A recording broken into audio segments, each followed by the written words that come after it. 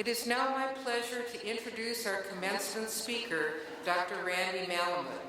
Dr. Malamud has taught at Georgia State University since he received his PhD in English and Comparative Literature from Columbia University in 1989. He is the author or editor of 7 books, and his most recent book, Animals in Visual Culture, will be forthcoming next year. He's written 25 scholarly articles about writers including Truman Capote, James Joyce, and Virginia Woolf. He also writes regularly for the Chronicle of Higher Education. In 2009, he was elected a Fellow of the Oxford Center for Animal Ethics. Ladies and gentlemen, please welcome Dr. Randy Malamud.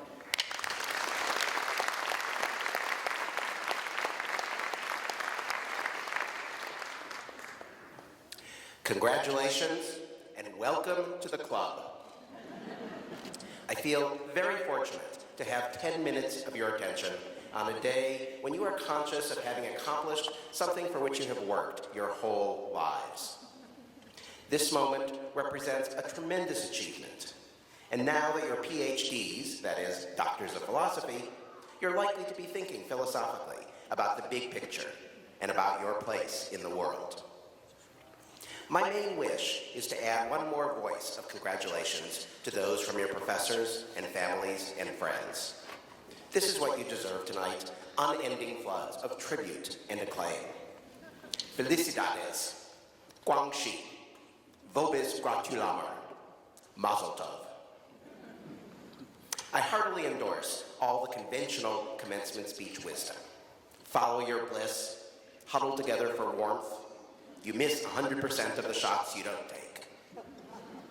In addition, I want to offer my own more personal reflections and invite you to philosophize about where you have been and where you're going. In the 22 years since I received my PhD, I have never once regretted my decision to enter the Guild of Scholars. It is a rare month in which I do not explicitly thank the fates for having sent me down this path. I am constantly conscious of how fortunate I am to be able to spend my days and my years reading, writing, thinking, teaching, and doing my small part to contribute to the store of knowledge. There is nothing more exciting to me than holding in my hand a book or an article that I have just published, an experience that I expect many of you will be having soon. And when I see myself cited in a footnote, words cannot describe the thrill. It's as fulfilling for me as it must be for the pitcher who sees his name inscribed on the Cy Young Award, or the artist whose signature on her painting represents her bid for immortality.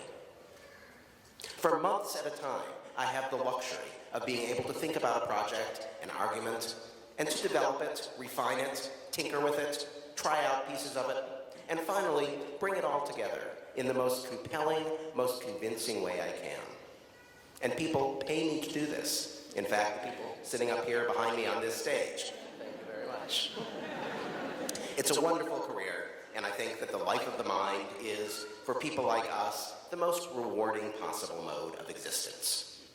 We have the potential to do enormous good, to teach people, to solve problems, to conceive and disseminate new ways of looking at things. But it's not all rainbows and candy canes. Sometimes the ideas don't line up and march forth out onto the page as they should. Students and colleagues don't always appreciate your brilliance as resoundingly as they might. Other people may disagree vociferously with your interpretations, and occasionally they may even be right. Committees and bureaucracies are prone to suck up some of your time and energy. The perfect job, the perfect match for your abilities may elude you, and even your second or third choice could be hard to nail down. Times are tough. At the state and federal levels, in business and in the nonprofit sector, the economic forces necessary to sustain our work are wearing thin. You will have to fight harder, and you may have to wait longer than you should have to find jobs, grants, and other institutional support. In an era of economic insecurity, you might think our efforts and our talents would be more vitally needed than ever. I certainly think so. But you'll find that, to a troubling extent, there are some who find us expendable and who don't appreciate what we do. I think this is because they don't understand what we do, and perhaps we even share a little bit in the blame for this. You have spent the last several years working on highly specialized projects that many people, even people in this auditorium tonight, might find somewhat obscure. I'm sure you've already found yourself in the position of telling people what you work on, and in response, you might get a polite, quizzical, slightly frozen stare. At this point, sometimes I mumble professorially or recount the first couple of sentences from my syllabus. Sometimes I feel that it's not worth the trouble to explain. And then, always, immediately afterwards, I feel as if I've let down the team, which I have. It's incumbent upon me to engage anyone who does me the honor of showing interest in my scholarship, and not just because I work for the citizens of Georgia, and especially for the students of Georgia. Our work matters only if we can communicate it. If scholarship is about the production of knowledge, then we need to be sure that we're producing knowledge that people need and that people understand. Bring your scholarship into the world. Don't hide your light under a bushel. Go to public schools to talk about what you do. Believe me, there are many teachers who will welcome you into their classes. Write letters to the editor. Help advise your elected representatives and civil servants. Become an activist of some sort. Be a presence in your community and share your expertise with your neighbors. And by all means, come back here to Georgia State frequently to bring us reports from the field. Concerning our immediate economic and social challenges, I don't have any predictions or advice beyond the obvious. Persevere and maintain the self-confidence, the intensely crafted focus that has brought you as far as this incredible accomplishment that we're celebrating here tonight. You graduates will be a vital part of society's efforts to weather and transcend financial crises, global upheaval, climate change, terrorism, inadequacies in our educational and healthcare infrastructures. I know that those of you in the humanities, for example, are especially well positioned to confront conflicts and prejudices by exploring cultural experiences more carefully and with new perspectives. It's immensely gratifying to me when I find, lurking somewhere in the shadows of a poem from a few generations ago, a message to the future, an idiosyncratic formulation of some resolution to a problem that still exists, a way of looking at the world that allows us to understand and make sense of our confusion, some insight that millions of other people have missed, but which we can detect hiding in plain sight in some text that we found in the library. And this process, discovering and presenting to the world at large these insights that we package and explain and contextualize for our own contemporary audiences, this process is by no means limited to us humanists.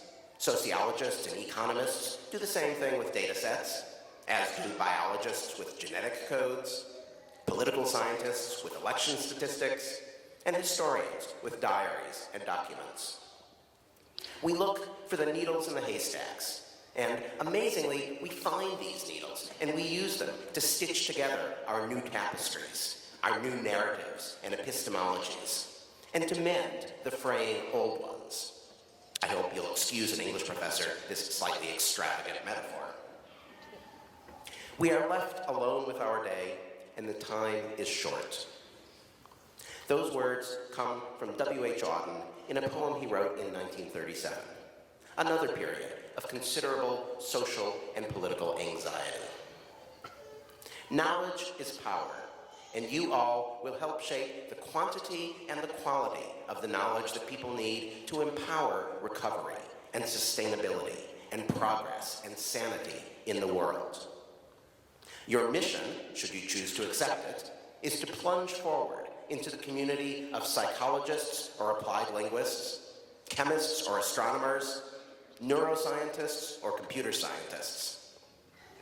I'd advise you to spend a year or so lurking low, listening politely to how your colleagues and the luminaries in the field conduct themselves, where the conversations are simmering, What new fronts are ripe for engagement? And then let loose and rock their worlds. Congratulations once again, and I look forward to seeing you in the footnotes.